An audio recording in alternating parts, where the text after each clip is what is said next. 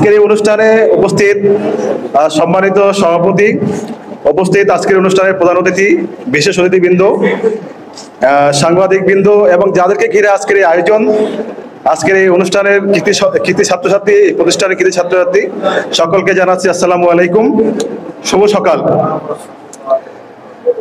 আমরা এমন একটা অনুষ্ঠানে আজকে উপস্থিত হয়েছি যেটা অত্যন্ত মহৎ একটা অনুষ্ঠান। ছাত্রছাত্রীদের এগিয়ে যাওয়ার জন্য, তাদেরকে উৎসাহ দেওয়ার জন্য যে ধরনের কর্মকাণ্ড পরিচালনা করা উচিত, তেমনি একটি উদ্যোগ আমাদের এই আজকের এই প্রধান অতিথি নিয়েছেন। তিনি অনেকদিন ধরেই কাজ করে যাচ্ছেন এই ছাত্রদের জন্য, এই শিক্ষা, বিশেষ করে ফকিরহাটের শিক্ষা ব্যবস্থাকে এগিয়ে নিয়ে যাওয়ার জন্য অনেক কাজ করছেন। আমরা তাকে সাধুবাদ জানাচ্ছি। পাশাপাশি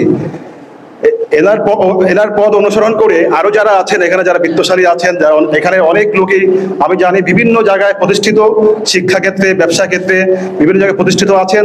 তারাও পাশাপাশি আমাদের এই আজকের প্রধান অতিথিকে অনুসরণ করে এই ধরনের কর্মকাণ্ডে এগিয়ে আসবেন। যারা মেধাবী আছে তাদের জন্য তো অবশ্যই, পাশাপাশি অনেকে দেখা যাচ্ছে আর্থিক অভাব অনটনের কারণে শিক্ষা ব্যবস্থা থেকে ঝরে পড়ছে। সেই ধরনের যারা আছে তাদেরকে খুঁজে বের করে তাদেরকেও আর্থিক অনুদান দিয়ে তারা যাতে শিক্ষা ব্যবস্থায় মূলধারা ফিরে আসতে পারে, এভাবে যাতে ফকিরহাট আরো এগিয়ে যেতে পারে, এই ব্যাপারে সকলে উদ্যোগ নেবেন। আমি এই বলে আমার সকলকে ধন্যবাদ জানিয়ে এই প্রতিষ্ঠানের উত্তরোত্তর সাফল্য কামনা করে আমার বক্তব্য শেষ করছি। আসসালামু আলাইকুম।